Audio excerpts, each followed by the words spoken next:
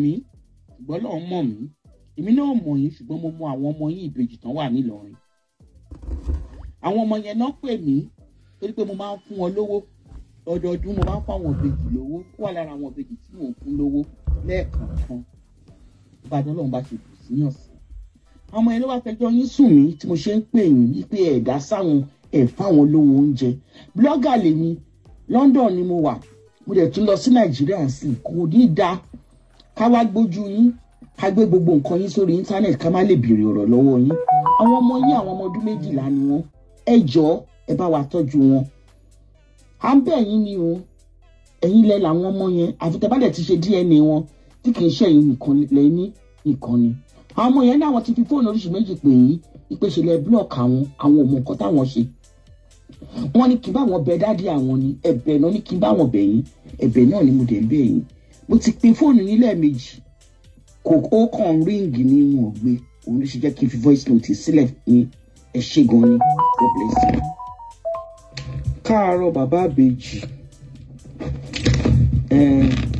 wọ́n gbọ́rọ̀ ẹ wá fún mi mo pè ẹ́ onú máa pè padà ó pè padà ọ̀rọ̀ náà ti débi olóògùn gbé ń sà mo máa gbé ẹjọ́ ẹ wá sí orí íńtánẹ́ẹ̀tì tí gbogbo èèyàn tó máa bá mi fún ẹ ní advice bó bá jẹ́ pé ló yẹ ni bó bá jẹ́ àdúrà ló yẹ ni wọ́n á fún ẹ nítorí pé mi mọ ìdí tó jẹ́ pé ẹ̀yin ọkùnrin abímọ máa wò ẹ pọ̀ láàrin àwùjọ wọ́n á fi ẹ́ jófin ní orí íńtánẹ́ẹ̀tì ó tọ́jú àwọn ọmọ ẹ ti pọ́ṣù méjì àwọn ti pọ́dún 12 wọ́n wà lọ́fà wọ́n wà lọ́rùn bá ìyá wọn òye níkẹ́ ó tọ́jú àwọn ọmọ yẹn láti bọ́ táwọn ọmọ yẹn ti bí tó ti bí wọn wọ́n jẹ́ ní 10,000 naira wọ́n jẹ́ ní kankan mo tún wá pè ẹ́ ó fi mí pe láńgídí bó tó bá mọ̀ ṣe Ọlọ́run làwa gbójúlé ṣùgbọ́n ẹni tí ò bá tọ́jú ọmọ ẹ̀ Bíbélì gan sọ yìí pé ó bẹ́tà kan lọ pa ẹnìyẹn pé kẹ́nìyẹn wà láyé ṣó ti yé bẹ́ẹ̀ òní yìí la máa dá ọjọ́ ẹ lórí íńtánẹ́ẹ̀tì kò fojú sọ́nà. bàbá Ìbejì ìjọba mi ṣe voice note ránṣẹ́ o mi ò ń ṣẹjọ́ agbájọ ẹnìkan dá o torí ẹ̀ náà ni mo ṣe ń pè mo ti pe bàbá náà o torí àwọn ọmọ yẹn ló mẹ́jọ wá o kọ́lọ̀ ń kó ṣàánú wa mi ì fẹ́ ṣe ọmọ kékeré o mi ì dẹ̀ ní ṣe àgbàlagbà èmi gan àgbàlagbà ní tèmi grandmother ni mí o mo ti ń kọlẹ̀kùn 60 o kékeré ló kù báyìí kí n 60 thank you.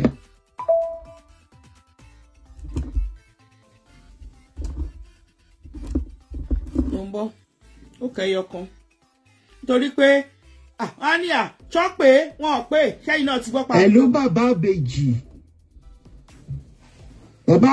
mo ti pè ẹ́ mo ti fi voice note sílẹ̀ fún ẹ ó dáhùn àwọn ọmọ ẹ tó wà ní Ọ̀fà àwọn ìbejì ọkùnrin méjì tó bí àwa là ń bẹ́ẹ̀ tọ́jú wọn tó bá yẹ ẹ sọ pé ìyàwó tàbí ẹni tó bímọ fún yín kò gbà yín láyè láti lè bá yín tọ́jú ọmọ yín kò gbà yín láyè kẹ́ ẹ tọ́jú ọmọ yín àwọn ọmọ yẹn pè ẹ́ ní January ọdún yìí wọ́n kí ẹ wọ́n láwọn fẹ́ mọ̀ ẹ́ àwọn fẹ́ wá sọ́dọ̀ ẹ o block wọn ayé abẹ́ gbọ́ ilé yìí o a mọ̀ pé kò sí nǹkan kan tá a lè ṣe tó lè change mind ẹ ṣùgbọ́n ayé abẹ́ gbọ́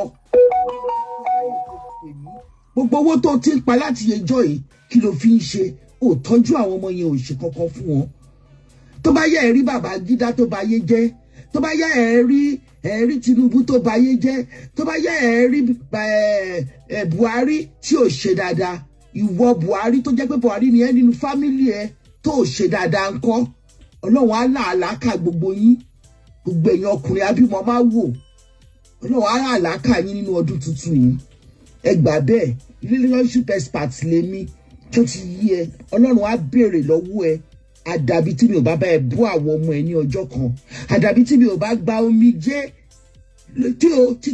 tí mi ò bá bá ẹnu omijé lójú àwọn ọmọ ẹ ní ọjọ́ kan nìkan ló kù ṣùgbọ́n tó bá yẹ pé mo fún àwọn ọmọ yẹn lóúnjẹ mo ń send owó sí wọn kì í ṣe ìkíní kì í ṣe ìkejì kì í ṣe ìkẹta ní gbogbo ìgbà tí àwọn ọmọ yẹn tẹ́bi bá ti ń pa owó tí wọ́n kẹ́gbàjarè sí mi nínú àìní mi tó jẹ́ pé mi nìkan náà ni mo dá nìkan tọ́jú àwọn ọmọ mi tí mo dẹ̀ rún àwọn ọmọ ẹ lọ́wọ́ tí mo pè é látàárọ̀ tó gbé aago tí mo ní kó ṣe voice note kó sọ side of your story fún mi tó ṣe o ti ṣe DNA wọn ní tó mọ̀ pé wọ́n kọ́ ló ní wọ́n ṣé o ti ṣe DNA wọn àìṣe DNA wọn tó bìrì yẹn ṣe pé wọ́n ló ń bí ọmọ yẹn fún tó o dẹ̀ tọ́jú àwọn ọmọ yẹn ó kú ẹ ìwọ rèé Ọlọ́run rèé.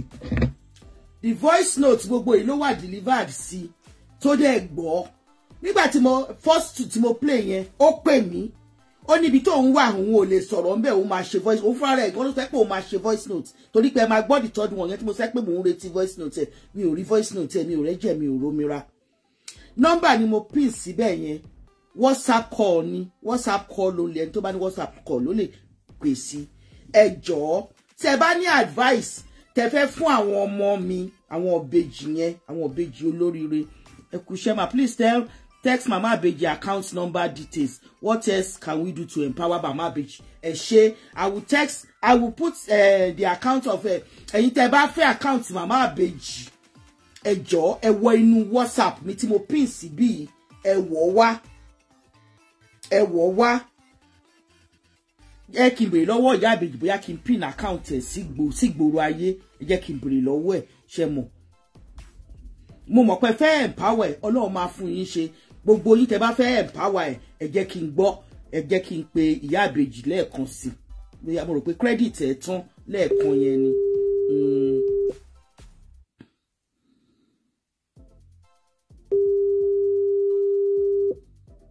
Hello Ìyá Ìbejì pẹ̀lẹ́ pẹ̀lẹ́ ọkọ mi Ọlọ́run á dúró tì ẹ́ Ọlọ́run tó bá ẹ gbé láti jọ́ kìíní tó gbé débí kò kúkú kúrò lórí ìtẹ́ àwọn kan ń béèrè account number ẹ ṣó ti yé ẹ wá bí kí n béèrè lọ́wọ́ ẹ ṣé kan private chat mi kí n lè send ẹ sí wọn ni àbí ká pin ẹ sí orí ìkànnì yìí torí àwa a máa ń ṣe nǹkan with consent ni. ní tó bá dáhùn ní kẹ́ ṣe máa. No. Mo sọ fún yín pé láti 2 months ago láti fẹ́ sanwó-lé láti rówó-lé sanwó school fees àwọn náà wà ń bẹ̀.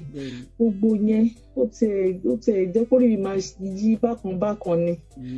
Honestly, I don't know what to do. Okay. Tó bá wá jẹ́ bẹ́ẹ̀, wọ́n sórí ṣáàtì nsìn kó o ti account number ẹ̀ síbẹ̀. Àwọn tó fẹ́ ràn ẹ́ lọ́wọ́ bó ṣe 5,000 ní bó ṣe 10,000 ní iyekíye tó bá ní kó tiẹ̀ jù síbẹ̀ káwọn ọmọ yẹn tiẹ̀ fi lè. Ẹ̀rọ mi sẹ́ǹdẹ̀ mà ẹ̀rọ mi ṣe mà. Mi ò lè ṣe torí pé ìwọ kàn máa forward ẹ̀ ìmọ̀ bí mo ṣe fẹ́ ṣe ń sìn ni torí ó máa tún take time ó dájẹ́ bẹ́ẹ̀ pín ní. Ṣé kí n pè báyìí mà? Ẹ pé ó dá máa pè ń sìn máa pè account number. Ó yá pé 061 061 yeah 40 400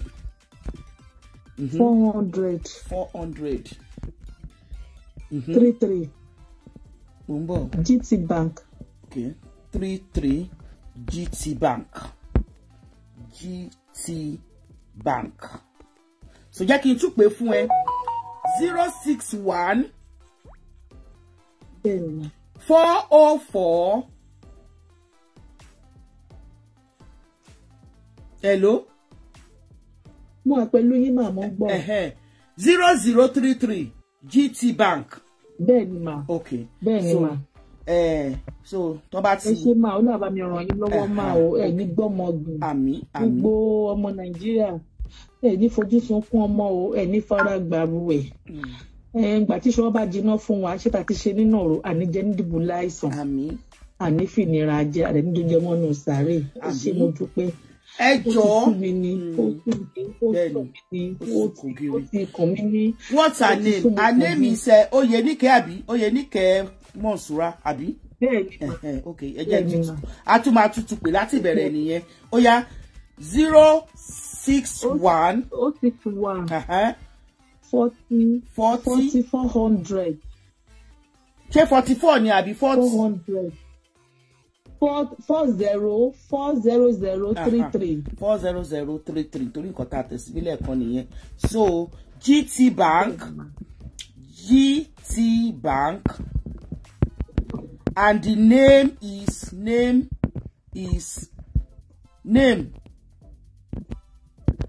Oyenike Monsurat Popola.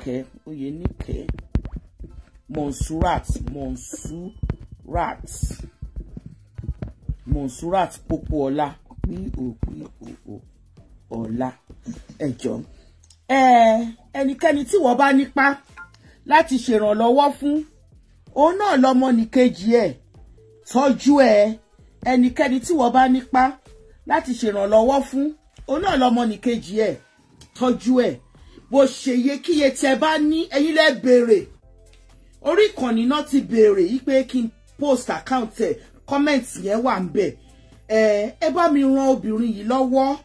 Obìnrin tó ń ṣiṣẹ́ ni. Obìnrin tó ń ṣiṣẹ́ ni. Mo mọ̀ pé irú ẹ̀ pọ̀ jàǹtìrẹrẹ. Please type it out correct. Mo ti type ẹ̀ Sarah Mountain. Mo ti type ẹ̀ correct. Mo ti type ẹ̀ correct ma. Mo ti type ẹ̀ correct ma. 0061 40 400 33 GT Bank name Oyenike Monsurat Popola. Tẹ́ bá ti tẹ nọ́mbà yẹn sí, ó máa gbórúkọ yẹn jáde. Iyekíye tẹ́ bá ní, ẹ má sá lọ. Nígbà tó ti rí pé ó ti dọ̀rọ̀ owó, wọ́n ti ń sá lọ. A mọ̀ pé kì í ṣe gbogbo yín lẹ ní, ṣùgbọ́n ẹ̀yin náà tẹ́ ẹ bá lówó, ẹ bá wa sọ̀rọ̀ ìṣítí sí bàbá yìí, sí àwọn ọmọ ìkẹ́ fi wọ́n lọ́kàn balẹ̀, kó má di pé àwọn ọmọ wa wọ́n máa dọmọ lọ́mọ, wọ́n máa di jàgídíjàgan, wọ́n máa mental health. Ìgbà tó bá ti sí àwọn sunkún lójoojúmọ́, tí mental health ya wọn ò lọ déédéé, tí àwọn sunkún lójoojúmọ́ tí wọn ò róúnjẹ jẹ, ìgbà wo làwọn ọmọ ilé yìí ò ní rí bẹ́ẹ̀. Wọn ò ní rí bẹ́ẹ̀ torí pé ẹ̀yin abiyamọ ẹ ti bá mi gbà wọ́n, ẹ ti bá mi gbà wọ́n tọ́. Ga o, lè ń sunkún. Ẹ ti bá mi gbà wọ́n tọ́. Ẹ ti bá mi gbà wọ́n tọ́. Lónìí gbogbo ẹnikẹ́ni àtẹ̀yin tẹ́ náwó sí àkáǹtì, àtẹ̀yin tẹ́ náwó sí àkáǹtì, gbogbo wa la máa rájẹ jẹun. Ó touch mi pé àwọn ọmọ yẹn lè pè mí pé big mommy, mo fẹ́ kẹ́ bá wa bẹ̀ bàbá wa. Kó tiẹ̀ lè máa send 10,000 sí wa lóṣù. Ká tiẹ̀, kí ni 10,000 ṣe ní Nàìjíríà? Tó bí odidi ọmọ, ìwọ Yinka, tí fọ́tò ẹ wà lórí ìkànnì, tó lè ṣe nǹkan kan lórí àwọn ọmọ ẹ. Tó jẹ́ pé woman tó bẹ̀rẹ̀ pẹ̀lú 5 million, tó wá jẹ́ pé gbogbo nǹkan tó wà nínú shop ẹ̀ kò ju 200,000 lọ. Gbogbo wa la mọ̀ situation Nàìjíríà bó ṣe rí. Ẹ jọ̀ọ́ ẹ bá mi ràn lọ́wọ́. Aisha Tibidapo ní facing the same problem of our men are animals. I have been facing the same problem since 11 years ago too. I also married an orphan man, but since primary school, secondary school, I have been there for the children.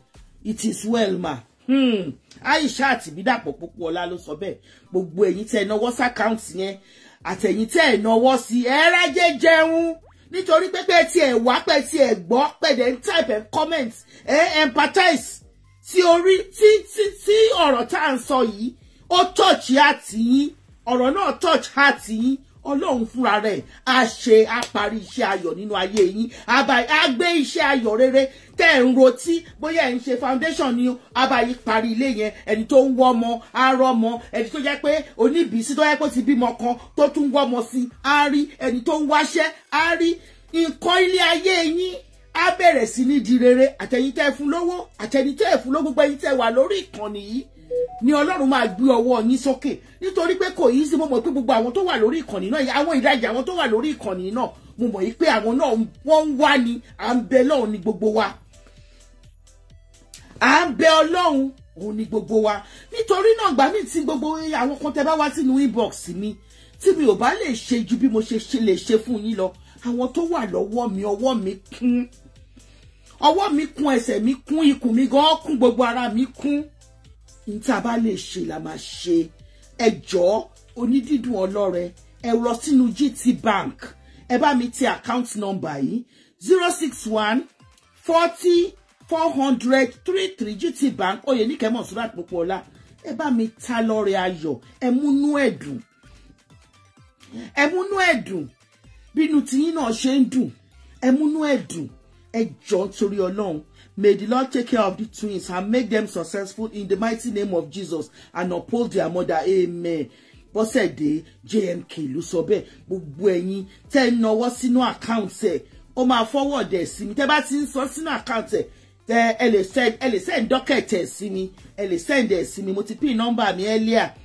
ní orí ìkànnì, mo ti pin nọ́mbà mi so that a lè dúpẹ́ lọ́wọ́ yín one on one. Ọlọ́run ò ní fi yín sílẹ̀, ó lè ṣùgbọ́n ara wọn tí ò lè mọ́ ní Nàìjíríà kò ní lè mọ́ yín, kò ní lè kókó mọ́ yín. Ẹ̀yin tẹ́ wà nílùú òyìnbó ẹ máa rájẹ jẹun, gbogbo tẹ́ ń wá ń bí ẹ fẹ́ ra lé ni, iṣẹ́ ńlá lẹ̀ ń wá ni, ẹ ń wọ́ ọmọ ni, gbogbo kí nǹkan lọ́lọ́run máa ṣe fún yín. It is very hard for a single mother tó bá tiẹ̀ jẹ́ òun ló ké gbàjarè wá sọ́dọ̀ mi ní tẹ̀ ní dá lóhùn, but for those children náà àdèmọ̀ nǹkan tá a máa ṣe fún àwọn ọmọ kékeré tó jẹ́ yí pé èèyàn máa ṣẹ̀ wọ́n.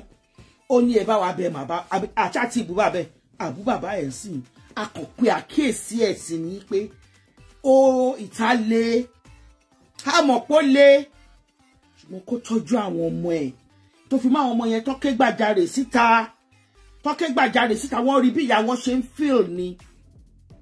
In fact kan nínú wọn lánàá ó ní malaria, ìyẹn gan lèmi gan ṣe gbọ́ àkáǹtì mi tó wà Nàìjíríà fẹ́fẹ́fẹ́ tí mo ṣe send ìràlẹ̀ tó kù náà tí mo send ẹ̀ sí wọn. Ọlọ́run àlàáfíà máa bá a gbé o. Ọlọ́run á fi gbogbo àwọn tó jẹ́ wípé wọ́n bímọ tí wọn ò wo ọmọ wọn, bó bá jẹ́ pé ìṣẹ́ náà ló bá wọn jà tàbí ìyà ni, á fọkàn wọn balẹ̀, wọ́n á lè tọ́jú ọmọ. Ojú mẹ́rin ló bímọ, ẹ má jẹ́ kójú méjì máa wò, ẹ má jẹ́ kójú méjì máa wò, ẹ má jẹ́ káwọn ọmọ wa pokùnso, ẹ má jẹ́ káwọn ọmọ wa yọ atọ́ọ̀gì, ẹ má jẹ́ káwọn ọmọ wa ya ọmọ pòkì. Ẹ ṣàánú abiyamọ o, Ọlọ́run á ṣàánú fún gbogbo yín. Nítorí náà ni orúkọ mi ò yí padà o, Adebimpe Alaso Adura ni mí o, ọmọ Àkúrẹ́ tó fìdá sílẹ̀ tó fogun ẹnu pani. Ogun ẹnu tá a máa fi ń pani náà ni pé a máa pe àkíyèsí àwọn èèyàn sí nǹkan tí ò bá dáa nínú ayé tí wọ́n ń ṣe, kán lè ṣe rere, kílẹ̀ ayé wọn kọ́ kó lè rojú, kọ́nà wọn kó lè là. Òun là ń ṣe. Thank you so much for watching. See you next time. Bye for now.